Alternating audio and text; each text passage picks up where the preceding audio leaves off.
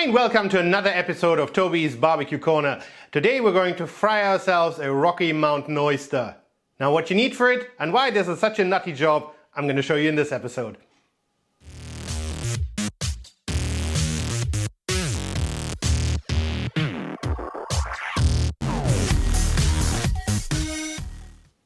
And this is what we need for today. We need a Rocky Mountain oyster. Now just in case you're wondering, what is a Rocky Mountain oyster? Jiggle, jiggle, jiggle. It is actually a bull's testicle.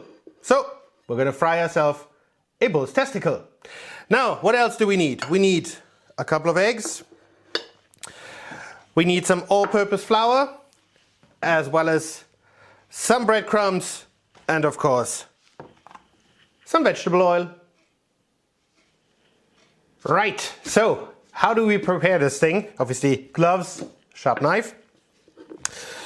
I'm going to take it off, and what we're going to do is you have to peel it because obviously you can't eat the sack. So what you're going to do is you're going to cut off the front part right here, and you cut off kind of like this hardened part in the back here, and then we'll see if we have to actually peel it, or as I've seen in other videos do, some of these people were able to basically just squeeze it out of there. It doesn't look like it's gonna do that. So what we'll have to do is we'll have to peel it, and that might take a while, as I've seen as well. So I'm gonna make an incision, gonna widen that incision, and it is quite soft.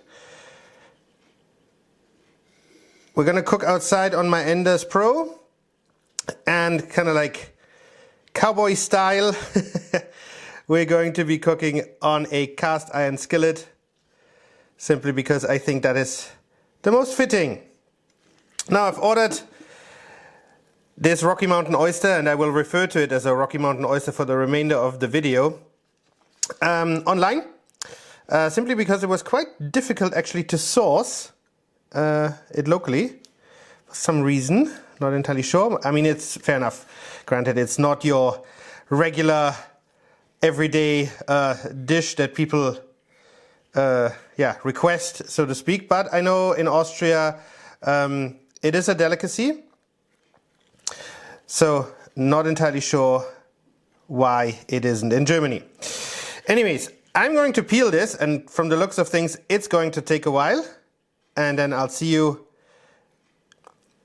when it's out of its shell or skin. All done. So obviously this here is going to go in the bin. There's nothing we can do with it. And this is the actual testicle on the inside. Let's dab it dry a little bit.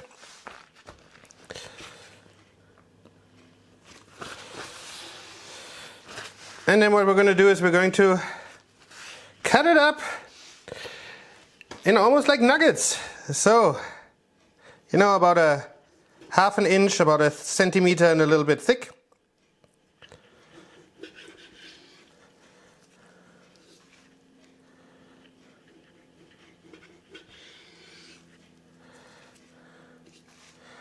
And I really tried my best to keep the exterior as smooth as possible. And that really worked well. It was almost like peeling a kiwi, so to speak, if you want to have a fruit comparison.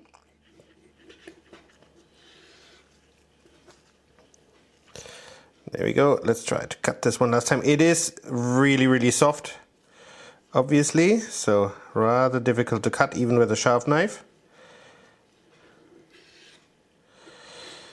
There we go.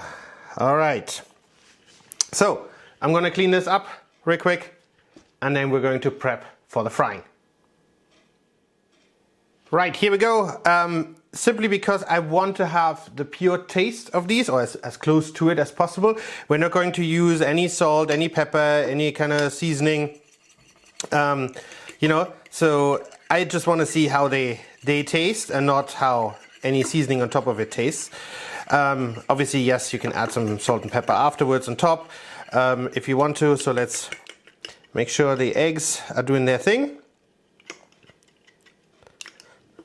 And then already First one into the flour, and try to keep a clean and a dirty hand, so to speak. And maybe we'll get another fork ready for the breadcrumbs. So in this, nicely coated, in here, and then, well, initially I guess we can use our fingers, but afterwards we may have to use the fork. So here we go.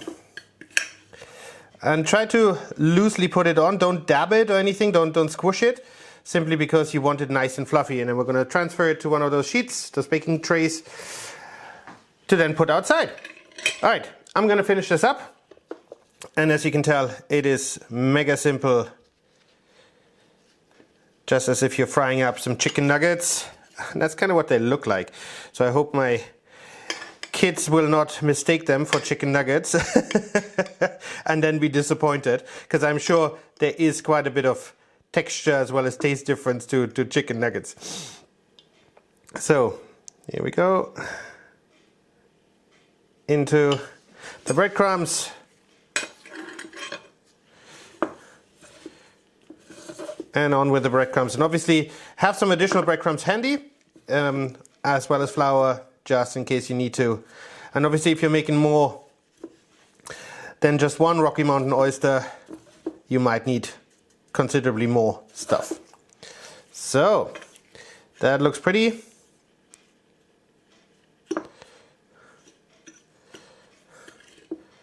Don't worry, that was the egg. So here's our Rocky Mountain oyster.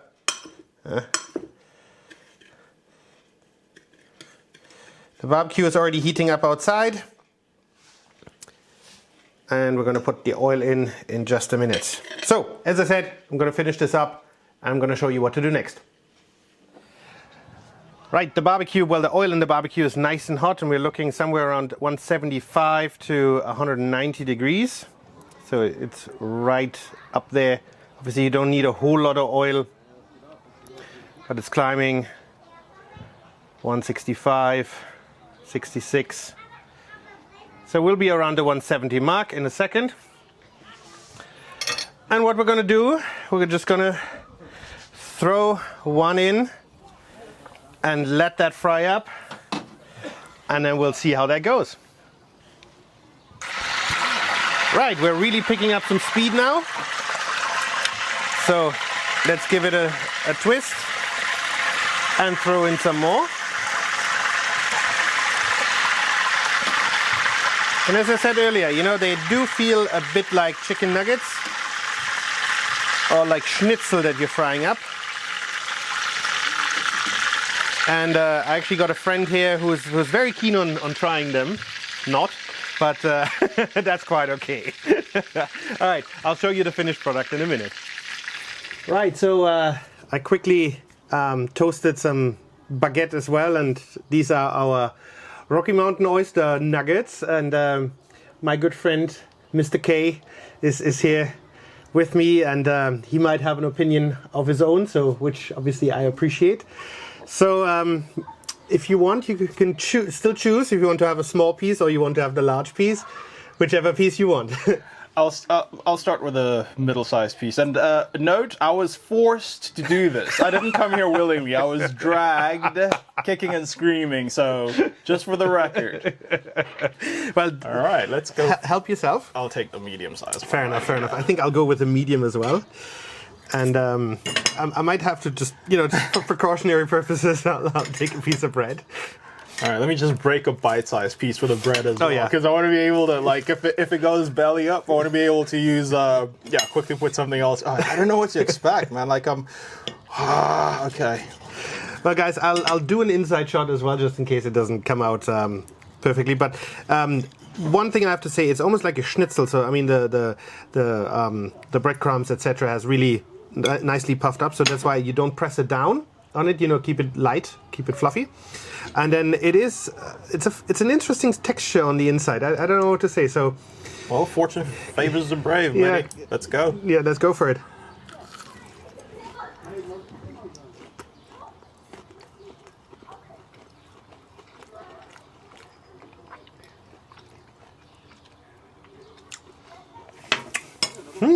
I mean, if you didn't know what it is, you'd have absolutely no comments. You'd be like, I don't know. It's almost like, yeah, it is like a schnitzel in a way. I think next time, what I'll do is because now we've done fried. I think next time I'll pan fry them without, the batter and all of that stuff. Just go pure. Just go pure, because it has very little. Yeah, it seems like the batter's overpowering whatever flavor should be coming out, because the flavors are quite subtle off the meat itself.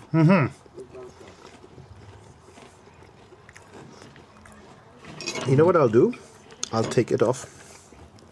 And let's see how that tastes without it. It really is subtle. Because I sort of expected something like a kidney flavor kick or a liver. Yeah, like that metallic kind of. But this kind of is thing. very tame. So tame that I'm actually having a second piece, which is something I didn't think I was going to do. I'm going to go for your strategy as well and get rid of the batter. Very different. Are you getting something now? Let's see. Like irony. Not irony, but irony. Interesting. But not unpleasant. Yeah. Because I'm not a big liver kind of guy. That's why you've never seen me do any kind of liver cooks in my videos. Don't you agree? It's yeah. The whole. It kind of like muffles the taste. Yeah, I do. Now I'm getting that. It's almost like kidney-ish. I would say more like a kidney flavor, maybe closer to liver as well. But now, I can definitely taste it. But it's not unpleasant. No, it isn't. Like, I myself love liver. I love kidneys. So, flavor-wise, it just it doesn't. I mean, part of me is knowing what part of the anatomy this is.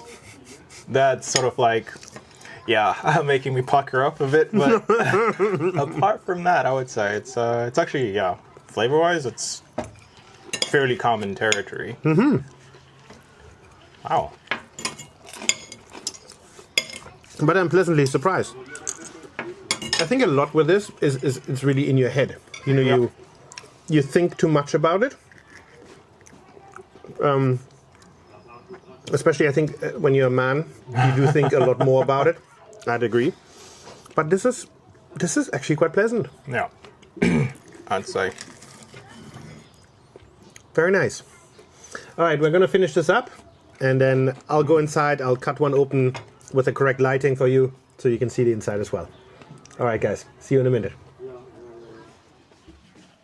Right, guys, as I said, I'll do one take inside with the correct lighting. So this is our little Rocky Mountain oyster nugget, so to speak.